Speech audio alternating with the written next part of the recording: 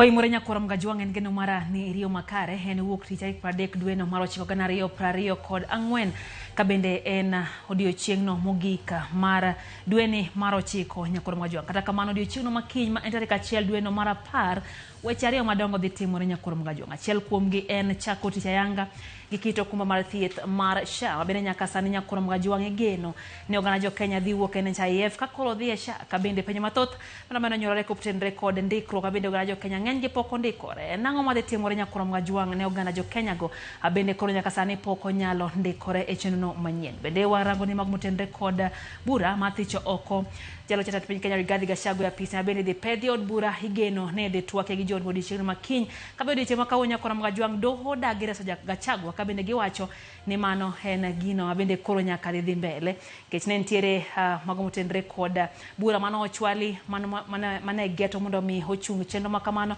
kata kamano dhi mbele wan kod kuku mar wachno ka en wuok ti nyakoram gajuang ng'eyo ni wamenyo ni piny kabende wadhi twak kanyo gi wendo wa Shalton Omolo, director mar Elso Farms. Bende en jalony wechego mag pith mag rech e kaunti ma Kisumu. Ndalo machuok mokadho ni neno ka nitiere lal mane jopur oyudo Budalangi kane rech maromo tan 50 no otho e nam lulu nyakoram gajuang e wechego motenre kod fish cages wabende iketo kanyo mar konyo loso chenrogo mag pith mar rech mae twak modhe bede gomiyo ka in japur mar rech idhi ng'eyo ni to sani winje timang'o mar kwepo chenro makamagi bende lal kod ngima rech e fish cages. En twak madhi timo kanyo gi Shalton Ken achiel kachiel tudo maro ma Kisumu manda bang' weche wa manyien. To mokwongo wachaw gi mago Mwami Opek. It looks at the rich and it also caters for the poor, the vulnerable, the needy, the disabled. Gigo kaka mag thiethgo do weyo kata do punguza manentie choncha mondo bed free. Sirikal olero ni ikruok oseketi moromo ne chako ayango okumba mar SHIF kowuok kuom NHIF odiochieng' makiny jopiny to pod nitiere kod ng'ur. Doho mamalo dagi chungo chenro mathicho oko jalup jatend piny Kenya Rigathi Gachagua e kinde ma en bende owacho ni thuolo pod nitie mar Ruto loko pache. Niki gwera ila mulo dinga to koro agonyo ji kaka party marwa ni koro ndikuru gino mondo koro gole nikech ka koro yawo kodwa lweny wambe koro nyakwa gore. Kweth manoki od bura oyango ni kaka jod bura mag Azimio la Umoja One Kenya Alliance gidhi wuok oko karom gi mar siro paro mar golo jalup jatend piny Kenya Rigathi Gachagua e tich. Kuna gari ilikuwa imekuja hapo KCQ 166J kuelezea zaidi shika Morara wakamweka pingo. Okwach kicho mako Morara Kebaso ma en jago ma osebedo kalorore e Kenya kafwambo kendo okeyo weche manyiso kaka sirikal oserem tieko chenro mag dongruok.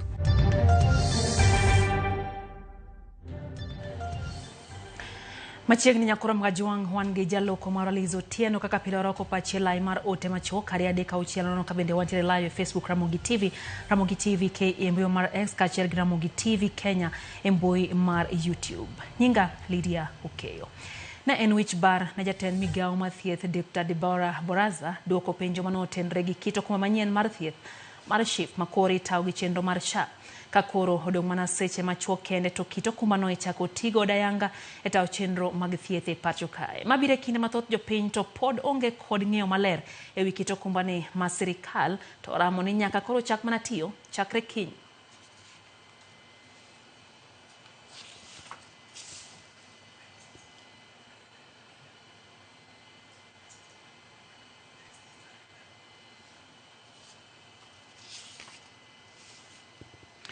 Manen gavana ma Kiambu Ferdinand Waititu dhininde tesendo bila mapangani bango bila maki odiochieng' makawuono. Waititu maki kaise kuom golo dhok makoro nyalo se oganda e gwenge mar Ruiru otieno mar Jumapil.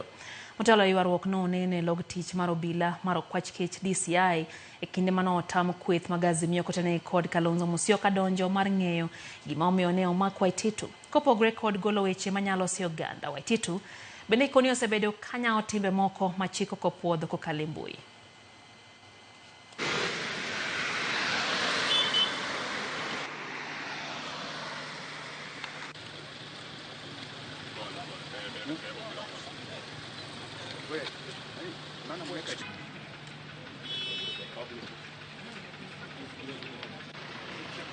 Can you communicate to us?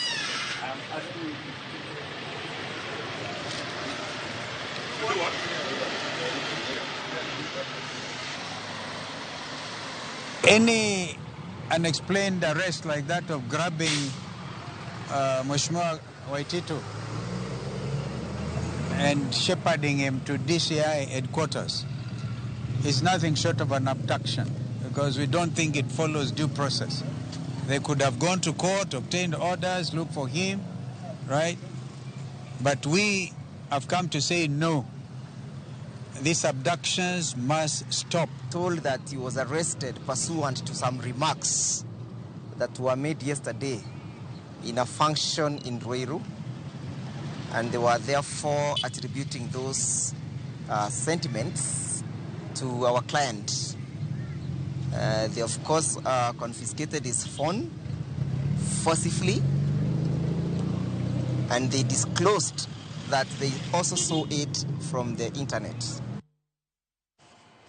Jalma osebedo kasoko wang piny owacho kaluwore kod chenro mane piny owacho singo to nyaka sani ochung. Morara Kebaso omaki kod obila ma okwach kich. Kaluwore kod jal mane ni kod Kebaso, ji moko 6 nochopo e apisi mare kendo bang' yangore ni gin obila ne gimako Morara kendo rwake e nyamburko. Okil mage kata kamano koni obila notamo gi wuoyo kod Morara. Osebedo ka osoko wang piny owacho kuom chiwo singo magikone to ok chop kare. Ilikuwa imekuja hapo KCQ 166J.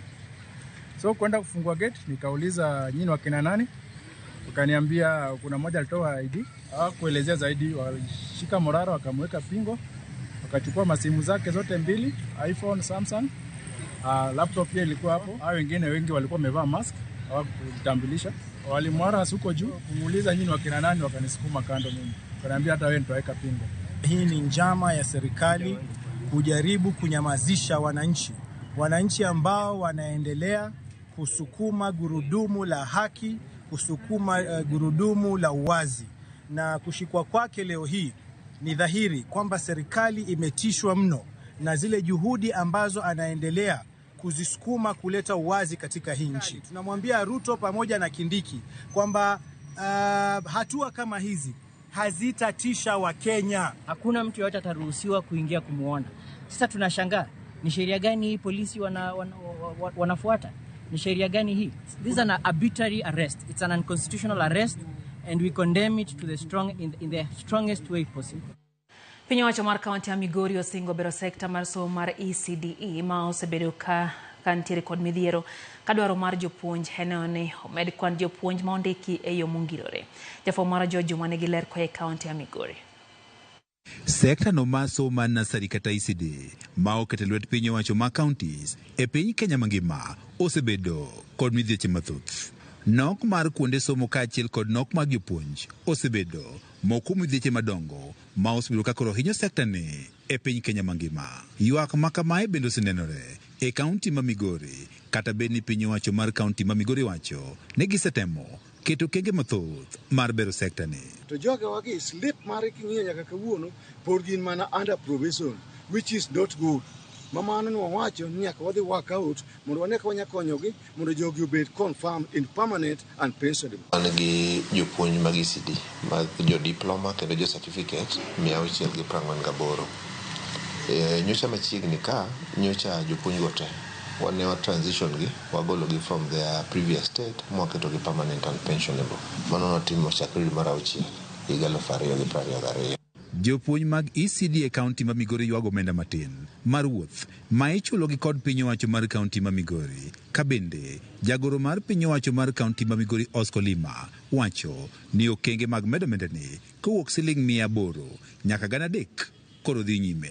Ichulo go Sh802, which is not good, and this one is against the law mar Republic of Kenya. To kendo kata labor laws does not allow this. Ni mondo japuonj ng'ata matiyo mondo chul commuter mar Sh802. King'iyo kata sakila mar SRC mar Sara Serem no wacho the minimum pesa mowinjo bed ni miyo jatich as a commuter allowance owinjo bed 3,000. Waikore mar kalore kanyocha wase sudo gi to permanent and pensionable. Waikore mar chura allowance from Sh802 to Sh3,000 kum japuonj mar ECD.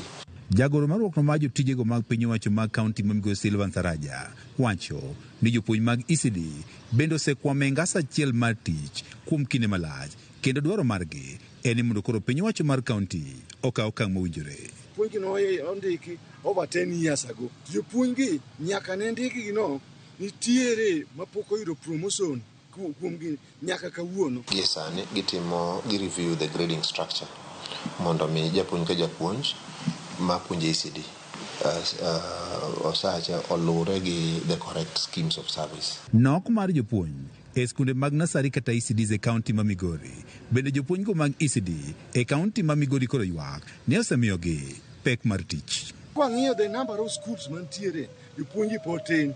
Omiyo akwayo county government of Migori mondo many kaka wanyalo medo jopuonji mondo bede mang'eny. Sani naneno advert mane oketi mar medo jo ECD mana only 25. Koro akwayo His Excellency the Governor. Tend kaunti ma Migori wadne giketo maino e gero klesego mag ECD e kaunti ma Migori e iko omenda mar 2013 nyaka 2014 ka bende sani gidhi nyime kod keto kenge mamoko mar bero sekta ni mar somo. George Juma, Ramogi TV, Migori. Wadhi kaunti ma Siaya kuom magajuang kama wadluo ni masira motimore kama japuonj moro ma jahigni 17 Mil Polo nochwado monege gweng' Manduro mantie Alego Usonga e kaunti ma Siaya. Emmanuel Otieno ma en japuonj mar skul sekondar ma Mbira Boys Mil Polo nyonego dhiambo manyoro kanyori koriemba piko yangre ne nyoting'o nyithindgi mamoko ya piko no e sach masirano. Jalup ruoth manyandiwa sublocation Joseph Otieno Alo olalo ni nyithindgi go to ne otony e masira makamano. Ilo report kwa konvile jalda mara nitie incident moro motimore kamoro na Nduro village. Nitie nyathi moro somo Mbira iluongo ni Emmanuel Otieno. Nyogi yale munyoro kaka pile gini kanisa idalagi. Emmanuel Otieno no nyocha oriemb gini wach fee on Friday. So nyoro ka giyale munyogi budhe dala ka kwargi kanyo nyaka wuongi nyaka wadgi babagi. Wadgi babagi tapen nodaga Yosia ya town. Koro nyoro request wuon nyathi monindo nono koune nyithindo moki town. Koro sama nyodhi otrwakre neno wuodi manyo pologo yoni. To kone no koune nyithindo koro koni recho koni baba ko adwogo piyo. Koro mbio kawo nyithindo go e pikipiki mondo drop gi town baso buo. Koringo en gimoro 400 meters kwa idala gi mondo donje lam pologo gi kanyo magi podho kuma maber nyithindo manyo tingo go nyadek nyoko hinyre to en manyo podho bedo unconscious. Oro wasamaria me manyo tinge go tere hospital.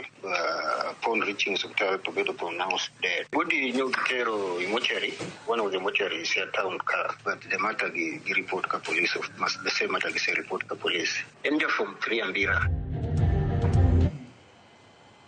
Wagomo sanya kuom lal mar japuonjre no bende wakwayo rangia makare ne mago bende no tony masira makamano.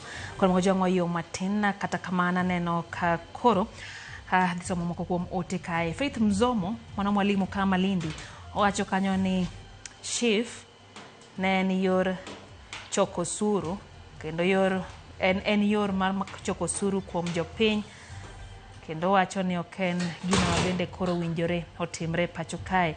Okuma Nyang' wacho ni en utawala Nairobi Erika Woche wacho ni Nairobi Kayole mosechoka Boch Karadingo Gadi School kone gi kanyo ga Woche Legalo Bula wacho kanyo moro ahinya gi chenro. Omondi Orege wacho kanyo ni Kenya wuok NHIF to dhie SHA chalo donje polo gi ndiga. Wacho ni oteme mondo register to gino tamore. Huduma Center kodhie to wacho ni pod nyako bed approved odog after 2 days to kiny iwacho ni gino chakore mano Omondi Orege. Erokamano kuom nyiso wa mano kako timore. Vincent Onyango wacho kanyo ni en Janyabola wacho kanyo ni Entiro Yugis omora ahinya gi chenro kata kamano osiro golo Gachagua e apis. Wacho ni Gachagua tie koda chaya moko ma ok osebedo maber e telo ma entiere go. Sara Singa wacho ni en wang' neno West Kanyamkago osedonjo kamano wacho ni oimore kendo entie kodwa chenro. Wele jo Mercedes Gachagua nyaka koro thichoko nikech yande ochayo ji ahinya kendo nyakoro owuogo ke apisi. Albert Guea bende wacho kanyo ni en Changamwe Mombasa osedonjo Sanda Olise kantie Nyakach anini kacha in bende wacho ni sechekin kaka pile. Eno bende ote mano mar Jarusoja wacho kanyo ni kaka pile osechopo kata kamano no wacho ni rigiji ne de chamo skuku kaen kumachielo wacho ni kiny chal ka gimodhi pacho wacho ni entie kanyo gi St Michael Transport Headquarters gin gi Gor Mahia third patron engineer Mike Musa Tiego kachiel gi Gor Mahia kit mane Jomondi Wuod Seme gi drive Omondi Odhek Otiso Gola Obote Wuod Asembo Jaduong' Opio Jojo Gera Wuod Limbo giwacho ni giduto gimora ahinya gi chenro mano Green Army Chief Gor Mahia Jaro Soja Chief Dr. Raymond Omolero kamano kuom ote Mario Guda Kayesu wacho ni to Waititu bende tinde en Jazimio koso Kalonzo gini tinde ero mana tension mar dhi kuonde ma gik moko timore mano penjo ma duoko to aonge go kata kamano en kamano Jona PD bende wacho kacha ni entie Komarok wacho ni wach ma sirikal ma kujiao yai onjo bedo ni ne rume pacho kae katicho tamo gito giduto gidhi dala George Kasure wacho ni akondani kaito Ben Jabul mar wiko ten kantie gi Masumbi wacho ni mora hinya gi chenro yo matin maino haramany piny kikidhi mabor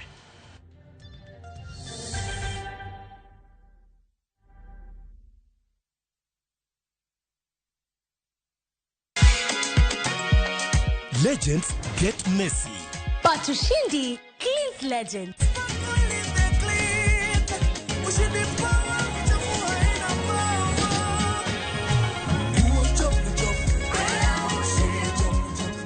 Ushindi with new enzyme technology tackles even the toughest stains.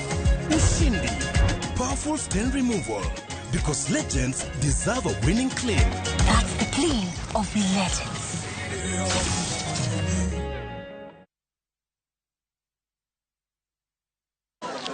Colgate Herbal imetengenezwa na mchanganyiko wa mimea ya asili iliyothibitishwa kisayansi kuimarisha nguvu za meno na utunzo wa ufizi wako. Ijaribu Colgate Herbal iliyothibitishwa kisayansi kwa meno imara na ufizi wenye afya. Colgate Charcoal imetengenezwa kwa mkaa, ni dawa ya kuaminika.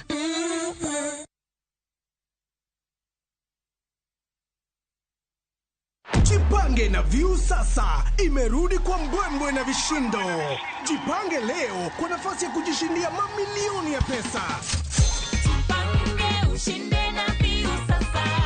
Bonyeza *487*3# na uweke 50 bob 2 au tuma kwa paybill number 724177. Account number ikiwa ni nambari yako ya simu. Utapata content na point 50 za kuingia kwenye draw ya kujishindia 50,000 kila siku, milioni moja kila wiki na grand prize ya 3 million shillings. 3 million shillings. Jibambe na content nyingi zaidi, uongeze chances zako za kushinda. Jipange na View sasa. Weka 50 bob 2 na huenda ukajishindia 50,000 kila siku, milioni moja kila wiki na grand prize ya milioni 3. Shinda mamilioni. Sheria na masharti kutumika. Imeidhinishwa na BCLB number 0000130. End month imefika na najua unapanga kufanya shopping. Acha nikuibie siri sasa.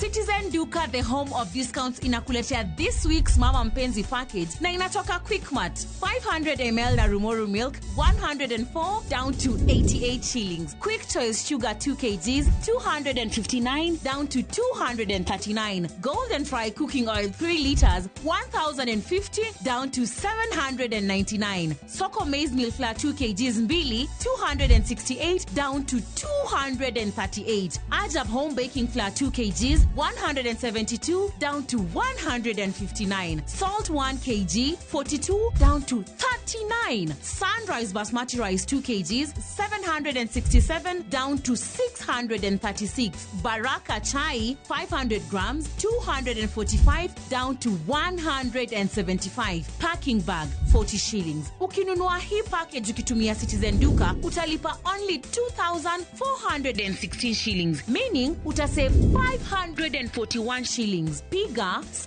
*487*5# na ulipe saizi ka stock bado iko. Ukishalipa utapata confirmation message. This means that you can go to Citizen Duka counter ya any Quickmart supermarket yenye iko karibu na wewe and you get to collect your product. Unangoja nini? Si ulipe saizi ka stock bado iko na enjoy discount yako. Citizen Duka, the home of discount.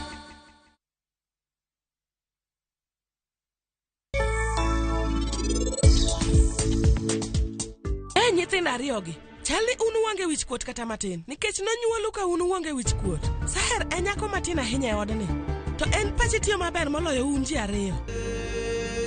Kapone bochona na yedh godni eka bed machiegni kodi, kara ana yiego. Gin ji ariyo gidhi chamo chiemo mamit ahinya bagi tim skydiving. Sehero skydiving. Dawe, Rajvir ok nyal dhi kanyo. Nang'o? Is acrophobia.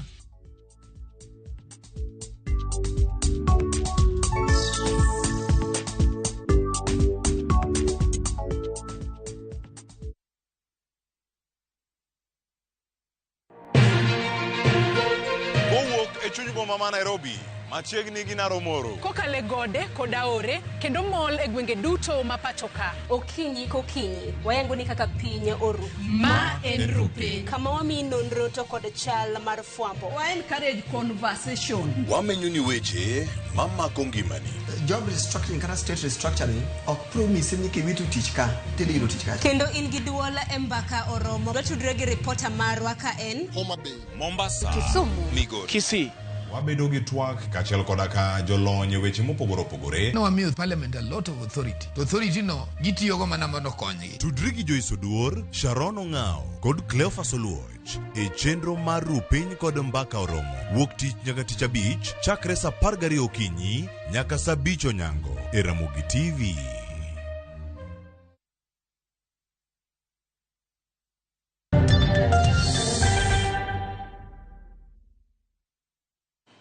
Machiegni kendo nyakwar mga juang chendo en rameny piny wadhi mbele gi weche manyien ka koro wamenyo ni sekta no mar thieth. Ne en wich bar na jatend migao mar thieth Dr. Deborah Baraza duoko penjo manotende gi kito kuma manyien mar thieth mar SHIF ma itayo gi chenro mar SHA. Akoro dong mana seche machuok kendo to kito kumba no ichako tigo dayanga hetaw chenro mag thieth e Thurka. Mabire kinde mathoth jopiny to pod onge kod ng'eyo maler ewi kito kumba ni ka sirikal to ramo ni nyaka koro ochak mana tiyo chakre kiny. Members also sought clarification regarding the Kenya shillings 104.8 billion contract, specifically questioning its scope. The ministry clarified that the amount is not solely dedicated to social health insurance, but includes various components aimed at delivering a comprehensive and integrated healthcare system for Kenya. We are looking into registration and health service delivery, and also ensuring commodities and human resources are available, as well as the system will be gradually improved. And as you know, this is universal, is across Kenya, and we are anticipating some challenges, some teething challenges, even as people begin to roll out and utilize this. But eventually, we believe that the ultimate goal is having a robust health system, and we will achieve this with your support. But in terms of what we envision by Riwruok mar jochiw thieth bade ma Kisumu obuogo dhi ng'anyo kapo ni ok ochulgi osara maggi ma oselewo kuom dweche 2. Jochiw thieth go bende ywak ni okumba manyien mar thieth ma omigi onge kod teko moromo resogi e kinde ma koro gimanyo thieth. Ne gimedo siemo sirikal ma Kisumu kuom koso rito jotijegi maber kendo rem rango ratiro margi. Kuja hapa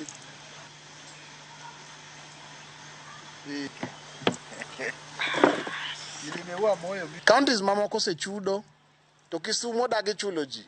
Wabro chulo uto ndale madhi. Ochopo kama koro wachiwo juma achiel. Mako sara ok wanyal yudo to biro chuno ni koro jo health tete ma Kisumu biro wuok oko mondo gidhi gimanyo sara kuom employer. Kisumu County nyocho kelo insurance moro miluongo ni Madison. Madison ni ok wang'eyo kaka noyiere nikech insurances ng'eny. To kata one union leaders, representatives mag members, ne ok oketwa piny, be ok omiwa option, ok omi kata members option ni to yiere ma mondo wane ni to dong insurance moro wacho ni an achiwo ma to moro chiwo ma to koro yiero the best. Ok mane kaka idwar. The county government obed piny kodwa as representatives mag jo health mondo wa discuss, mondo wa yier a suitable insurance ma the best, ma bro offer best services ne jowa te. Onge gima lit ka in ithiedho ng'ato tito ok nya thiedhi nikech ionge pesa. Koro nyaka iti gi pesa kendo chak mondo kiyud thieth. Koro wamedo mana jiwo ne jotendwa mar Kisumu County ko chakore gi gavana wa moluor ka giyie to gichulwa. To kok ginya chulowa mar dweche 2 mwasetiyogi, to chuno ni kochopo wuok tich to wante wabo wuok oko mondo wawe tich wamany kaka dwayud kaka dwapidh jowa. Doho malo tamore kwayo mar chungo chenro mar chwalo twak mar thicho oko jalo jatend piny Kenya Rigathi Gachagua od bura jayal buche Bahati Mwamuye. Kata kamano kuoni burano ibiro yal tarik 7 dwe manyien. Matimore ka od bura hikore mar biro winjo paro mar twak mar thicho Gachagua e apisi odiochieng' makiny. Gachagua owuon nonyo twak kod ute fwambo malendo gi dho ganda jo Mount Kenya. Kaote mare en jatend piny Kenya William Ruto nitiere kod thuolo mar loso kinde kod oganda jo Central. Wata Nyambaga nitiere kod ler. Luoro kod ong'wengo medo kwako apisi mar jalup jatend piny Rigathi Gachagua. Kodong' seche to twak mar thiche ok apisi pedho e od bura. Mani kaluwore kod doho mamalo motamore chungo kwayo mar chenro mar chwalo twak mar thicho jalup jatend piny Rigathi Gachagua. Ing'eto mogol kod jayalo buche Bahati Mwamuye. Moko ni burano ibiro mul kendo tarik 7 dwe manyien. Bura madwaro ni mondo chungi chenro mar od bura thicho oko Gachagua nyochwalie doho gi mane en jagoro mar UDA Cleophas Malala. Mimi natafutiwa makosa lakini E twak mare kod ute fwambo mag oganda mawuok Mount Kenya, jalup jatend piny Rigathi Gachagua oko ne jatend piny William Ruto ni thuolo nitiere matin mar loso kamose kethore kendo duoko ng'iyo e kinde kod jolut ombulu ma Mount Kenya. Rais Agadi yako na nafasi ya kukaa na watu ya Mount Kenya vizuri, aheshimu viongozi wao, akae vizuri na sisi, atimize zile ahadi ambaye alipeana.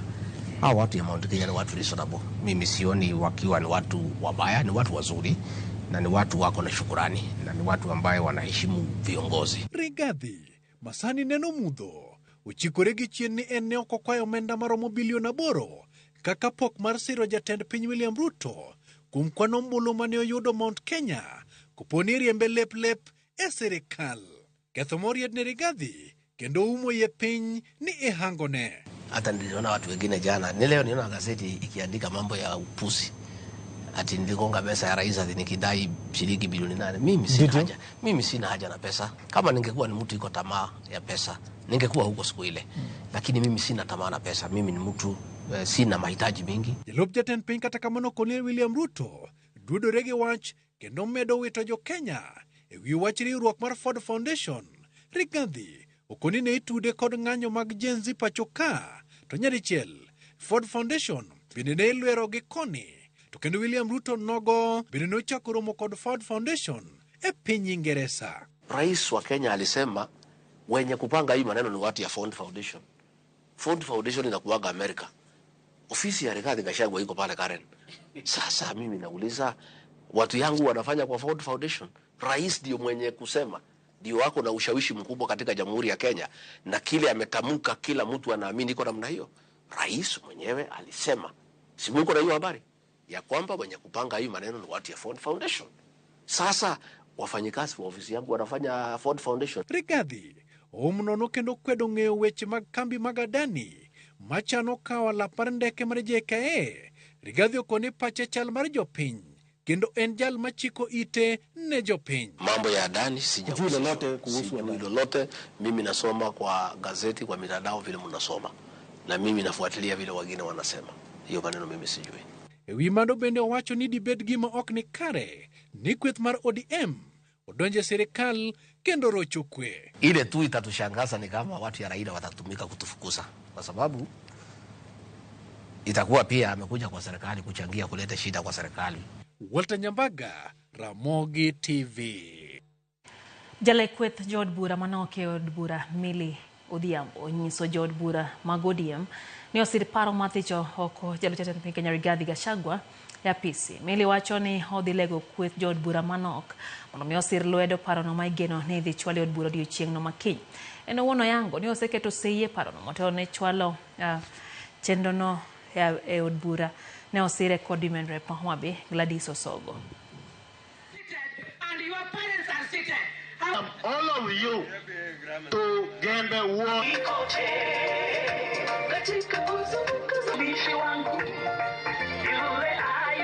Wan kaka jo ODM ok wane e sirikal, wan jo ODM.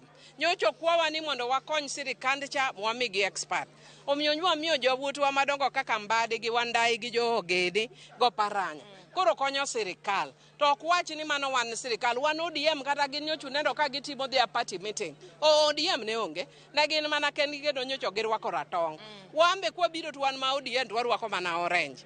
Omiyo gima dwa wacho ni ok wadonje od ng'ato, bok wadwa ng'eyo lwenjgi, bok wadwa makore gi weche lwenjgi.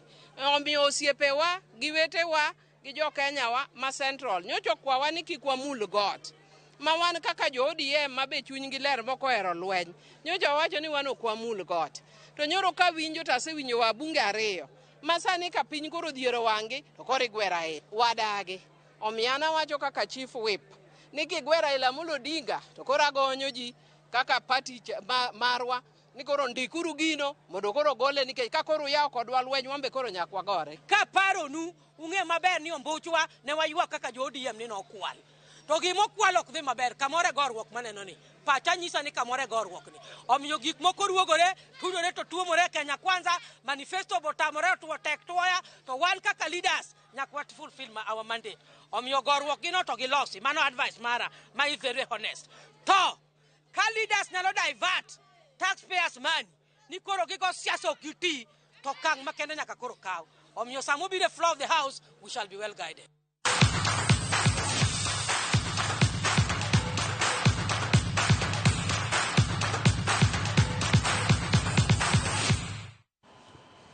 Tim Kenya jotugo ma yowuoyi ma hikgi ni piny mar 20 dhi nyime gi timo ikruok margi ne tuke mag manyo tiko, tuke mag pinje Afrika, okale tuke mag Sekafa mibiro bagi kind tarik 6 nyaka 20 dwe manyien e boma ma Dar es Salaam, Tanzania. Timno nobedo gi tugo mar osiep e kindgi gi tim mar Bungonaya, kama ne giloyo Bungonaya gonde 7-0 e alap ma Kasarani. Kenya nitiere Group B kama oting'o Tanzania, Rwanda, Sudan gi Djibouti. Timbe ariyo mabiro tieke thuolo mokwongo e grube biro donjo nus finals, ka timbe mabiro tieke thuolo ariyo mokwongo biro ng'ado tiko tuke pinje Afrika higa manyien.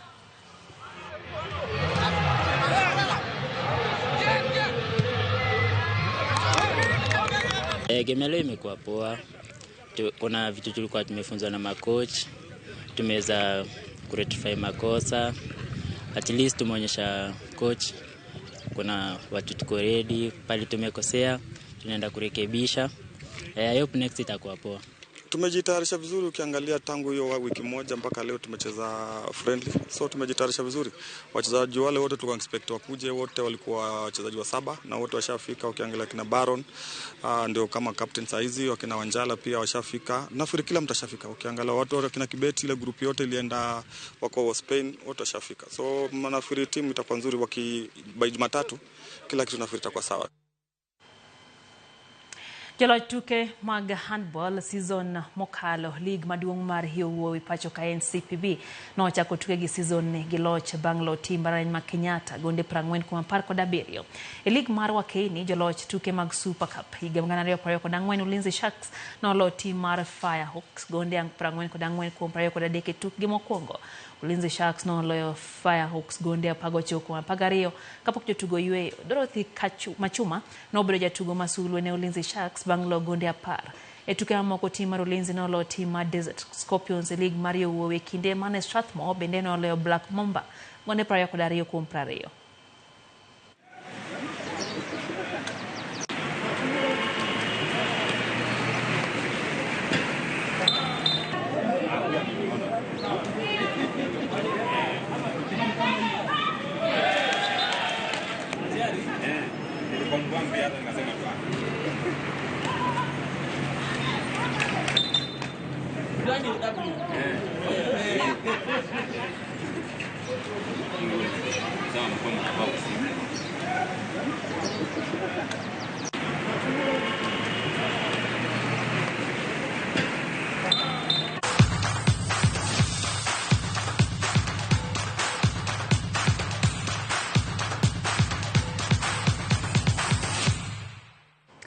Kanye mwate kidenye mokongo machendo mara manyipinye Francis Omondi kantio ya ibicho choni entie kodori to tuak Celine Dion wacho kanyo ni enbino to mana tuak mano mara manyipinye Clean Wood Mary wacho kanyo ni en gi Mary Ochola kagintiere asembo ginyamin gimoli gidiro tuak gin bende awala junior kantie Rubio fanda jini kodwa brother Favor Joel Onyango wacho ni entiere wendo Ngonga Village entiere kodwa nyaka sangweno tieno wacho kamano nyaka angrichego mag Sadek wacho ni no segole NHIF orito mabiro next mano sha que no sendi kore ochienga baika to kama na hinyo chienga opija jachuma wacho kacha ni embe entie kodwa chendo ka entie Nyamasaria nyakona mwajwang magi eno ganda mbiri to matwak in benda ngeni entie kanyo twak mara menypin kawuono watwak gi Shalton Molo ma enjalo nyewechego mag pith mar no aseno kane entiere lal mano sebedo budi langi wadhengoni twango munjo beneti mar gengolang maka magi to chalo mar pith mar fish cages chal nadi alora manamdo yo matin kwa dogo odoge twak gi Shalton Omolo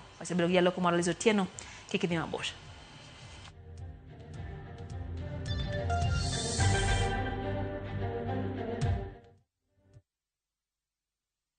If you're flashing I am here and I am not calling back, it is because I am a runner and I ran out of airtime. New on Viusasa, Jolly through your ribs with his humorous lines. Even when I met my wife for the first time, I ran out of words, I ran out of breath, then I ran crazy for her. Now I am jumping to conclusions. Enjoy these hilarious and entertaining stories of Jolly Slekong. Yani, exclusively on Viusasa. Thank you very much. Karibu tena, asante sana. Okang mapiyo mar manyo thieth ma inyalo kelo mol mar oko matin gi maduong' ma ok chung. Kik ibed gi luoro. Fistula inyalo geng' kendo nyalo thiedhore. Royal Media Services, Migao mar thieth e County ma Migori, M-Pesa Foundation, kachiel kod Flying Doctors Society of Africa, sani kwayo mine ma odak kod tuo mar fistula mondo wuog oko ne thieth manono mar fistula mabiro timore tarik 20 dwe mar 9 higani mar 2024 nyaka tarik 2 dwe mar 10 higa mar 2024 e Migori County Referral Hospital. Monige mathoth ywa tole namba 0727 337 337 kata 0735 kanyakla waduokuru nyadhi gi geno ne mine ma odak kod fistula.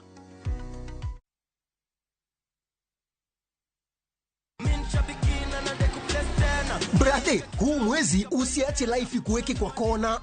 Kama hivi shabiki.com tukupeleke na rada Boost account yako na 3 million in cash prizes on Shabiki Aviator. Kaza ndege yako to the highest multiplier, shinda 50,000 kila siku, halafu grand prize ya 350,000 Kenya shillings kila wiki. Runway iko so clear. Usiache pesa ikupite. Jiomoshe na Shabiki Aviator. Shinda 3 million in cash prizes. Not for persons under the age of 18. Authorized and regulated by BCLB license number 428.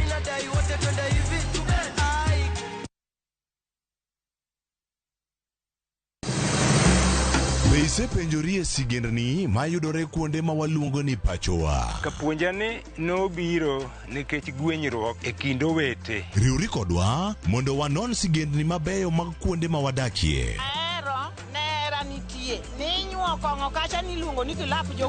Kochakore bombe madongo nyaka gwenge ma iye. Odusenge en pinjo imbo mar oganda kiluonu wasenge. Ng'e gigo mamiyo oganda ka oganda bedo mopogore. Nueng'o ma wan godo ka en mar kunyo goldi. Urudi. En kama ji duoge ji ok lal. Ng'e weche mane osekalo. Chon chande lweny nitie kor gweng'. Rwako sigendni mag kuonde ma wadakie. Iwacho ni kibedo piny e kom, kineno ng'ama lwete fuare kama mano nyiso ni jakano mulo ka pigo sechope bwo mesa. Ng'e gwengewa chieng' tich ariyo saa 3 otieno mana e Ramogi TV. The festive season is more than a holiday. It's a time for family, joy, laughter, and creating memories that last a lifetime. What are your plans for this festive season? Whether you're dreaming of spending your holiday on white sandy beaches, on safari in the wild, or escaping to international destinations, View Travel has the perfect festive holiday planned for you. With our Lipa Pole Pole payment option, book your dream festive holiday now and pay in flexible installments installments. Mapema ndio best. Spots are filling up fast. Enjoy 4 days in Mombasa from 53,400 Kenya shillings, 5 days in Zanzibar from $806 US, and 5 days in Cape Town from $1,617 US per person sharing basis. Make your holiday season one to remember. Visit viewtravel.com or call 0703-254-254 and book now.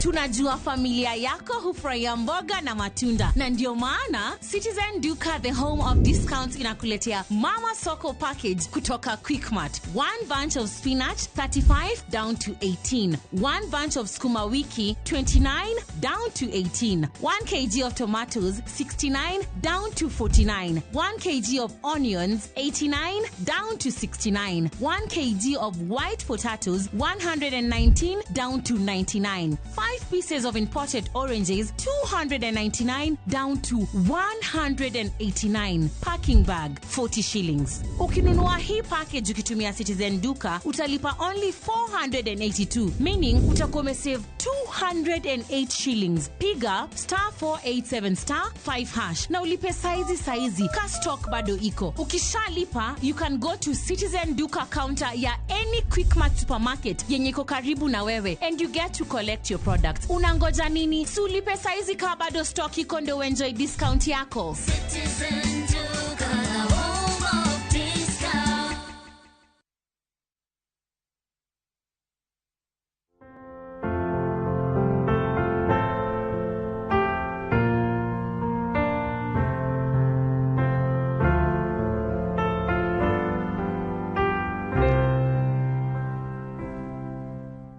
Dial *811*276# to get Amazing Grace as your skiza tune.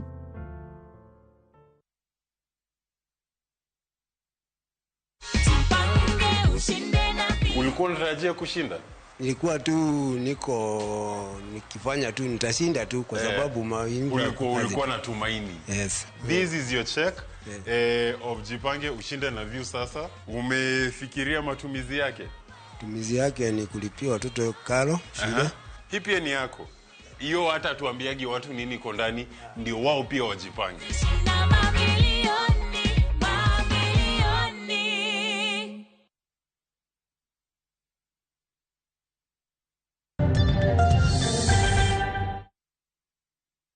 Machiegni kendo nyakor mwajwang wadonje kidieny mar ariyo mar chenro mar ameny piny antie gi wendo wa Shalton Omolo mabende en rawera ma pod tin ka bende entiere pith mano motenre kod rech. Amiye thuolo ni mar moso kapok wachako twako imore Shalton machiegni Ramogi TV ma en rameny piny. Mose nyikwa Ramogi Ajwang.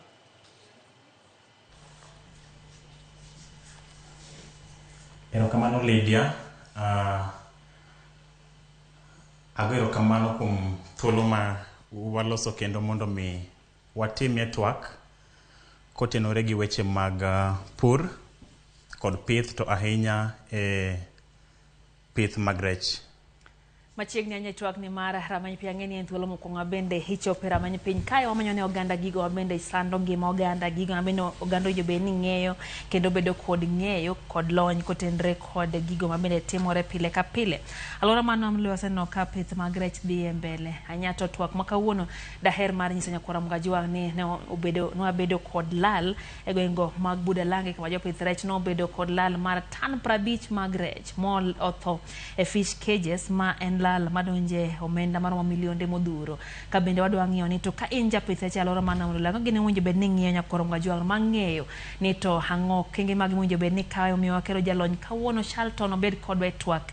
In bende rwako pachi nyalo twak kodwa live mar ote machuok kari adeka uchielo no ka bende watie live Ramogi TV KEX Ramogi TV Kenya mbuiwa mar YouTube. Shalton, aneno kapo in rawera matin. Thoth ne do karawere ok dwar tich maduo lwedo ka bende ok gidwar mulo jembe, ok gidwar mulo gigo bende duogi, gidwaro tije mag opisi. Nyaka rawera kapok wadonje twagni malach ahinya. Nyiso en tang'o mano dhiri madonje e pith mar rech kendo wechego mag pur. Mbui kacha in achiel kuom jogo bende koro dhiro wechego mag pur e yo makare kendo isetiyo maber ne in iwuon kaachiel kod chenro gi ma bende itimo. Bende thoth oganda yude puonj modhuro. Nyiso en tang'o miyo donje twak e pith ma kamae Shelton kaluwore ni pod in rawera mathin. Lydia, aparo ni duoko manyla mi malong'o kata maber mogik en ni pesa en pesa. Kata yude yor andika mar ofis, kata yude e yor chodho taka, gikone ni pesa en pesa. Kaka itiyo kode e malich. Sani koro an gi higni 6 e weche mag pith, to ok anyal wacho ni asedhi marach. Duto te agoyo ne jogo mosemiya support, erokamano, to moloyo customers maker. Erokamano. Erokamano ahinya kendo wakoni hai maber ka bende dhi mbele. Higni 6 odhuro nyiso ni en gima isebede yo mongirore ahinya. Nyiswa ni to sani midhiero manowuok kaneno kiketo kacha andika e mbui mar Facebook kacha iketo andika mabor ahinya mar nyiso jopur mag rech. Gigo bende koro nyaka bed ni ging'iyo mar pogore gi lal ma ginyalo yudo kindego ma bende rech nyalo bedo gi thagruok. Thagruok mane mosenene nam lolwe anyate fish cages ma bende osekelo tho mar rech gi. Ang'o mano otimore Budalangi Shelton? Mokwongo Lydia, weago ne jo pith mag rech ma Budalangi constituency Busia County, mos makende, jo pith mawuok e beach kata BMU miluongo ni Mulhoba BMU e Budalangi, atimo mos makende kuom lal makamano mane giyudo. Lal makamano nyiso ni wawito chiemo kendo koro dhano modhuro kata dhano oganda modhaw dhi nindo kech. Lal makamano nyiso ni wawito tije kendo koro nitie joma dhi dala. Lal makamano nyiso ni nitiere nyathi ma ok dhi somo kata ok dhi chulne school fee nikech koro wuon mare onge pesa kech rech otho. Lal makamano kachako kwano gik mokelo to kang' no atieki ma wadhi mbele gi twak. Omiyo atimo mos ne jopith mag rech mantiere Budalangi kuom wito mwandu malich machalo kamano. Lydia, no wach kacha ni rech magin tan 50 olal. Tan 50 mano en 500 million. Tenie nus billion. Nus billion en budget mar chiegni wards te manie Kisumu County per year. 500 million. Mano budget machiegni ward chiegni 3 kata kata 4 e Kisumu County. Omiyo en lal maduong'.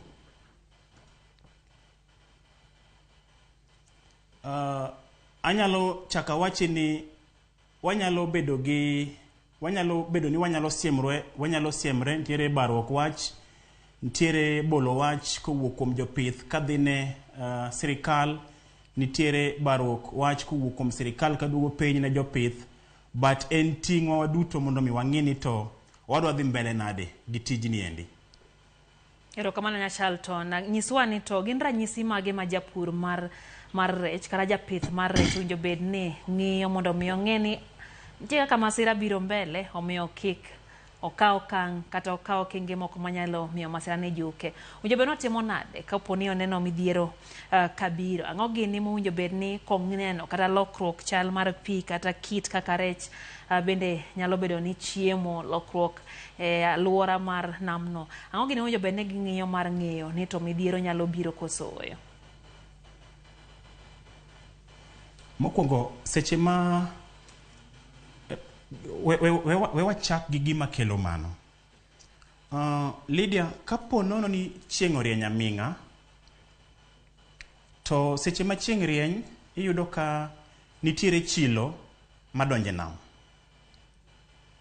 chilo madonje nam gieki wuok kuom seche moko gin kembe mawito maolo minyaga kata maolo chilo e nam.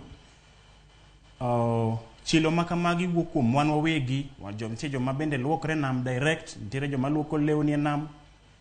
To chilo makama biro kuom gik mopogore opogore. Seche ma chilo donjo e nam, ka koth ok chwe, to gidhi giloso gimoro machalo otodo e bwo nam. Seche ma wabedo gi prolonged drought kata oro mochwere, ka koth ok ochwe, tiyudo ka otodo ni odhi olosore e bwo nam kacha moling' aling'a kendo onge gima chape. Ae bang'e kik wiwa wil ni koth osechako chwe kuonde mamoko. Places kaka western area kuonde mane masirano otimore, koth osechako chwe. Seche ma koth ochwe, koth dhi e aore. Aore gi dhi e nam. Seche ma pi ni odhi e nam, pi mowuok mar koth modhi e aore ni odhi e nam, tidhi yudo ka odhi chapo kata odhi tugo chilo moro mane mar otodo mane olosore e bwo nam kachacha, to chako dhi malo. Mane ma joma researchers kata jolony luongo ni upwelling. Seche ma odhi malo kanyo, to okelo gimiluongo ni low oxygen supply e nam. Iyudo ka koro rech ok nyal bedo gi muya moromo ma giyweyo sama gin e bwo pi. Ipenja ranyisi. Seche ma maendi osetimore, idhi yudo ka rech ok dwa nodhi piny mar pi. Tahinya hinya gine timore kuonde ma nam thany thanye, kata kuma iwacho ni wi nam Gulf, kuma nam ok tut, ma kapo nono ni koro chilo ka pi kata mana aore ma odhi otugore to dhi onjao uchafu kata chilo manose moko piny kachacha, to gibiro malo, ok gin kuonde ma bet katut. Areas machalo ka wi nam Gulf thoro bedo affected. Koro iyudo ka seche ma osetimore, rech ok dwa dhi piny. Gidwa ni gisik ka gin malo, ka gintiere e wi pi malo ka. Ok gidwa dhi piny nikech mokwongo gionge muya ma giyweyo. Mar ariyo, pi man piny kacha chande olil kendo timo yugi. Ranyisi mokwongo mibiro neno, pi biro lokore rateng'. Pi biro bedo gi rangino machalo mar strungi, chai mar strungi, kata kofi. Ranyisi machielo mibiro neno, ibiro yudo ka sechego pi koken rateng' kata gi rangi machalo mar strungi, ibiro yudo ka en gi rangi machalo mar nyal, gima nyal moro mako. Kopogre gi mano, ibiro yudo kapo ni pino ok okawo rangi ma wacho chien kanyogo, to samoro ibiro yudo ka pi chalo ka gima en chae ma chak ok oromo iye, ma pok okete majan. Ola chak kuom pi, lakini chak pok orome maber. Yani en chae ma idwa ket mar chak, lakini pi, chak ok orome maber. Mage ranyisi mibiro neno. Kowuok kuom rech, ibiro yudo ka nitie ma koro rech ok dwa dhi piny. Rech ni ania malo, kaka gichiemo bende biro lokore. Gimoro nitie miluongo ni behavior and behavioral change. Ibiro yudo ka behavior gi biro lokore. Ka ni ipidhogi, ibiro yudo kaka nitie gin aggressive, kaka nitie giringo ka gineni, kata kikelo chiemo, dwa pogore. Gin dal, ok gimor. Ngeche ni nitiere gima rach mochapogi. Ibiro yudo ka gibiro e wi pi malo, kanyo koro gidwa ni mondo gigam yweyo gi e wi pi, nikech muya mantiere e bwo e piny kachacha ok oromogi. Koro gidwa ni mondo gibi e wi pi malo, mondo gigam muya mamalo. Sechego gitiyo gi muya mang'eny, nikech they spend a lot of energy mondo gigam muya no gi e water surface. To muya no bende ok romgi. Kaka ung'eyo, rech en gima yweyo muya, but muya mana mantiere e pi. Erokamano Nyashalton. Bende ang'eyo ni nitiere in wuon kopogore gi jobuda lange ne sekale midhiero ma kamae. Ang'o mane itimo bang' mae? Ere kaka ne chaki chungo kendo miyudo teko mar dhi mbele? Okay, awacho chien kacha ntiere seche gi ibo yudo ka jopur kata jopith bro bayo lwetgi ne sirikal. Sirikal bro duoko lwetgi kata bro duoko wach ne jopur, but mago ok nyal konyo. Ntiere gimoro iluongo ni collective responsibility. Nyaka koro wayiere ni gini oseyudowa, to nyaka wang'e ni wadwa dhawo kode nang'o.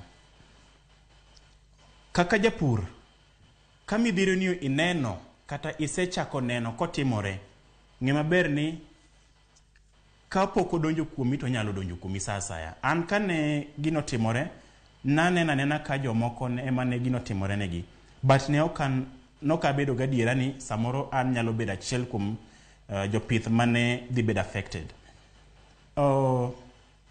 Gima nyalo timo mokwongo en ni kapo ni in gi rech ma pok oromo kayo kata ma pok oromo uso, inyalo ywayo cages magi iter kumiluongo ni safer zones, kata kuondego mabet ka oyangore mani thuolo, maponono ni muya cha kata chilo chande obire to ok chope e yo mapiyo piyo. En kuma bor kata kuma paka goyo kendo saidi. Mana chiel. Kapo ni in gi rech moseikore, ber yombo koth. Ikaw rechno itere chiro ka chiro nitie. To seche moko shida magi ka magi kuwuok Lydia, tiyudo ka chiro bedo gi problem. Response mar chiro, keching'e ni market bende nyaka bed gi response mare. Iyudo ka seche go rech o flood market. Seche ma rech ose flood market, japur hinyore nikech nengo ni piny. I remember igano ma 2021 kana yudo problem, ibo yudo ka seche go jonyiew rech koro mi nyaka $15 kuom rech achiel, rech maduong' moromo uso kata $300, nikech koro in desperate, nikech koro gineno ni mane sama gimbe koro ginyalo nyonie. To samoro bende ok ginyoni nikech rech koro samoro odhure chiro, nikech nitie gimiluongo ni the market has been flooded gi rech. Koro gima wanyalo timo en achiel, wanyalo ywayo cages wa kapo ni rech pod tindo, watero kuonde ma gin safe. Ariyo, wanyalo tero rech e chiro. Seche moko ok wanyalo tero rech e chiro nikech nengo mar wadhi uso godo samoro rach, samoro chiro no bende koro onge, nikech ng'ama dwa nyiewo rech no bende koro onge.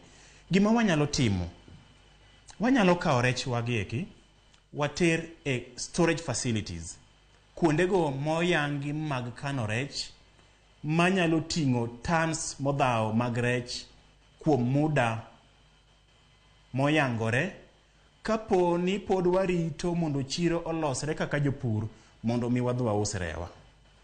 Samoro jopur biro penja ni to storage facilities ni kanye? Lydia duoko wach kuomi. An bende yiena penji kamano, itimo nang'o nikech aneno ka achiel kuom penjo en ni to seche makoro chiro kethore iuso kata $15, rech mowinjo bed ni uso $300. Bende nitiere chenro moket kare maneno ni ubedo kod yor kano rech gi e yo makare mondo mi inyalo tere kata e kind juma achiel kapod gibeyo. Be ma osetimore e alwora mar Nano Shelton?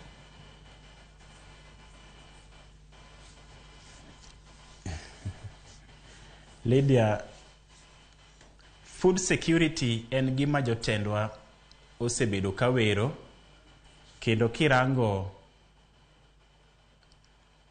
kata mana governor marwa ma Kisumu County, Ngire Peter Anyang' Nyong'o, ne owacho nodwa ni mondo mi ober yore mag blue economy kata mwandu mag nam, mondo los thuolo mag tije ne jowa mag Kisumu, mondo jowa obed gi pesa e mfuko.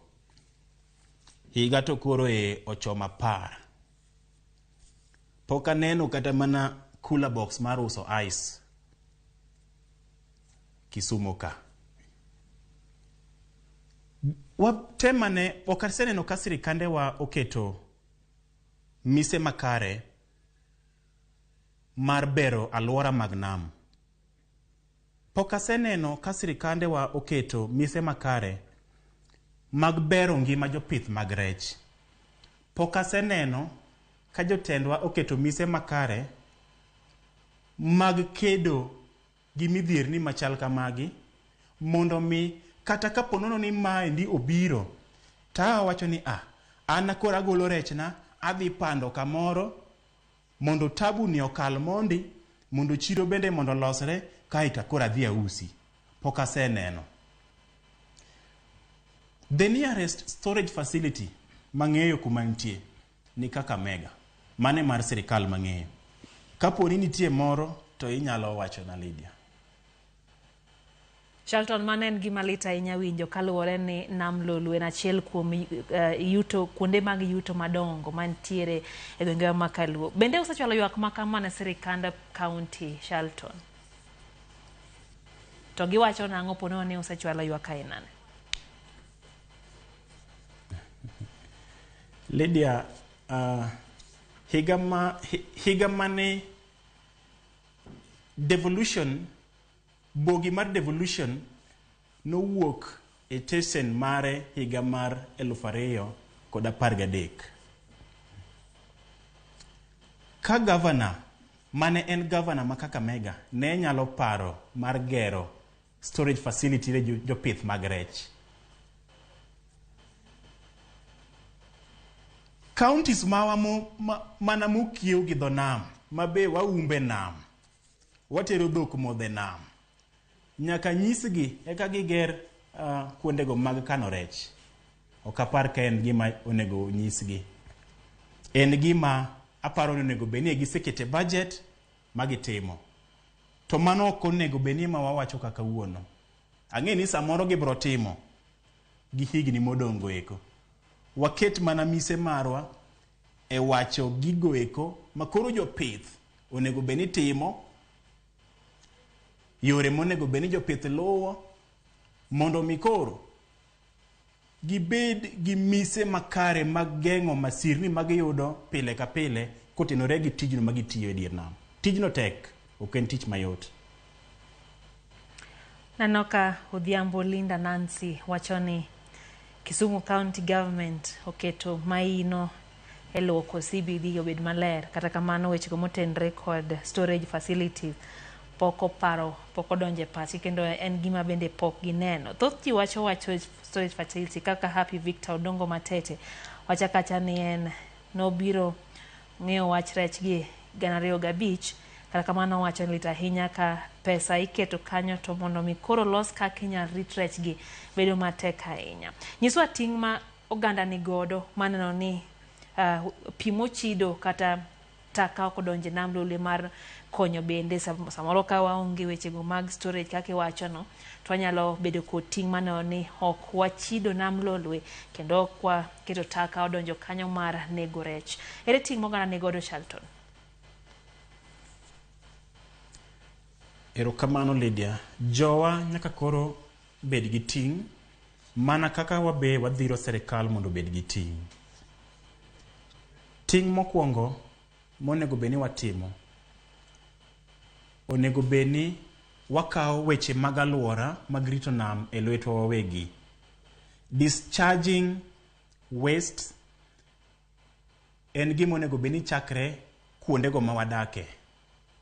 Waste management, Lydia, should be a responsibility for all, not a responsibility for the government only. Onego bed ni en gino ma kochakore jogo modak e lora mar nam Lolwe, jogo modak mabor gi nam Lolwe, nikech ibo yudo ka nitiere jok mabende odak mabor gi nembe, to gin jopur, to gitiyo kod fertilizers. Seche ma koth ochwe, fertilizers gi ki iluoko, koth luoko fertilizers gi dhi aore. Aore gi dhi e nam. Miyo nyaka wa develop gimiluongo ni attitude maber mar rito nam. Jowa moko kao ni namno ena kanyo, ok en gima onego beni wakao ting'ne e lwetwa. Mano gima paro ni onego beni en ting'o wa kaka joma tiyo gi nam. Ne sirikal, aparo ni gintiere gi migepe mopogre opogre. Nitiere migepe mag environment, nitiere migepe mag NEMA, nitiere migepe mopogre mang'eny mantiere lwet sirikal maginyalo tiyo godo mondo mi gine ni weche mag nam orit e yo makare to ahinya ler mar nam. Erokamano Nyachal, to aneno ka Monica Kumu bende wacho kacha ni chal ka gima jomoko bende osebedo ka olo nyaka oil ei pi, kendo ma en gino mabedo osebedo ka kelo tho mar rech. Wacho ni jomoko olo nyaka oil e pi kaachiel gigo mamayo rech oxygen. Wacho ni gin gik masiko timore pile na alwora ma nam lule, kendo ni jowa bedo kod ng'eyo mondo mi kik giol gik ma kamago e pi. Aneno ka thoth oganda osebedo kae gi paro mar donje pith mar rech. Shalton gin rawere matindo, ang'o gin manyaka ging'e kapok donje pith ni mar rech ka bende koro watieko? Mokwongo kapok gidonje pith mag rech, nyaka ong'e ni nitiere gigo ma nyako tim, to mago gin ting'ne kata ting'gi giwegi kaka jogo manigi gombo mar pidho rech. Nyaka iikri gomenda makare, nyaka iikri mar bedo gi fingerlings kata nyithi rech mabeyo magin mag quality. Nyaka wa embrace gimiluongo ni HDPE cages, kata gin cages go mago mag plastics ma ok ketho alwora. Nyaka bende waikre gi gimoro ni the right stocking density. Nitie joma moko machiwo achiwe nindo to wacho ni odwa pidho rech. Ng'ato kawo cage moro mathin otiele rech turi nikech en gi gombo mar mondo mi obed gi yuto mang'eny e kinde mabiro. Ohala ok tim kamano. Stocking the right number of fingerlings bro konyi. Nitie recommended size mag cages, Lydia. Size mag cages duto biro gi recommended kata density makare mar rech monego beni keto e cage ka cage.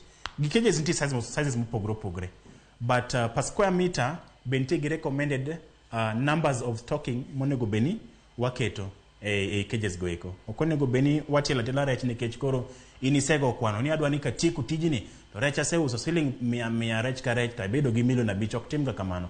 Mano ema kelo tho mar rech nikech ka githung kucho to ka gisekoso muya ema kendo koro githo very fast. Erokamano Nyachal, to ng'ato bende wacho ka ni tang'o mamono biro kanyakla. Be use paro biro kanyakla kaka jogo ma bende timo tijni mondo mi ulos kendu wegi ponone sirikal pod odeko keto gigo mabende nya ket kata storage facilities mabende nya timgo arita makare ne rech go. Bende use paro biro kanyakla kaka jogo mabende piro de kuom dakika 2 kende mwadongo mondo nyiswa ma ka bende wach mogik Shalton. Ya en gino ma en paro no malew kendo en paro no ma tayari en ye mesa mar mbaka. Kaka jopur wantiere gi riwruok marwa, jopur mapidho rech wantiere gi riwruok marwa, kendo wasebedo gi gombo kata gi paro no mar bedo gi riwruok manyalo kelo wa kanyakla mondo mi walo lwenje ma samoro wantiere godo kaka jopith mag rech. Wan gi paro mar loso storage facilities kaka jopith. Kata kamano ing'eyo gik ma samoro oriwo ganda gin gik madhi mos. Wiye ng'eny, wiye mopogre opogre, ji paro mopogre. Ok gin gigo manyalo dhi piyo piyo kaka samoro ka in a sole decision maker, in ng'at ma paro to timo gigo ki en. Omiyo en paro no ma wantiere godo, pok wakete mane tim, but ang'eyo kata an gi geno ni koluwo kuom telo marwa mar association marwa mar Cage Fish Farmers, ang'e ni wabro chopo kanyo nikech wambe wan gi gombo mondo mi wageng' gigo manyalo bedo ni tamo wadhi nyime go hala kinde ka kinde. Erokamano Nyashalton. Dibed ine ma ine director ne Elso Farms, koso Elso Farms ne en ma ne nyiso mano ka bendi tieko. Elso Farms ane jata tije kanyo Elso Farms. Elso Farms no chakre higa mar 2018 December. Ne wachako gi pith mag rech. Elso Farms timo weche mag pith mopogore opogore. Wapidho rech lony manyasani kata cage fish farming. Wantiere gi pith kanyo mag kich, wapidho kich, watrain farmers kendo waloso ne farmers bende sanduge mag kich. Wantiere gi bee products mopogore opogore kaka asali, beeswax. Elso Farms kendo en kanyo bende watime pith mag alode, kitungu kod gik mopogore opogore. Ahinya wathoro timo weche mag pur kata trainings and capacity buildings on agripreneurship. Erokamano Nyashalton. Nyakor Mgajuang ma en jip ne rawere ni pur nyalore kendo pith bende nyalore ka okodeo higa ma intie kata in rawera ahinya to sechego ma bende koro pod in kod teko mathoth. Mana Nyashalton Omolo ma en jalony wechego mar pur bende en director kata jada tije Elso Farms. Gigo mabena nyalo paro Nyakor Mgajuang owacho kanyo ne kik waket taka e nam lolwe, kik waol gigo mochido e nam lolwe nikech magi ema dhi to nego rech ma bende temo pidh kanyo.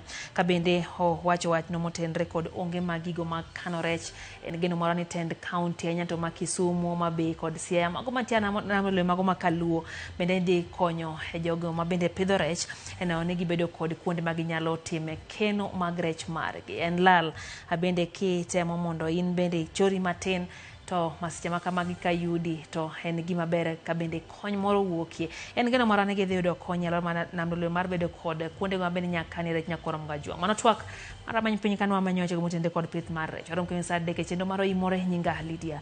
Okay, riti masane.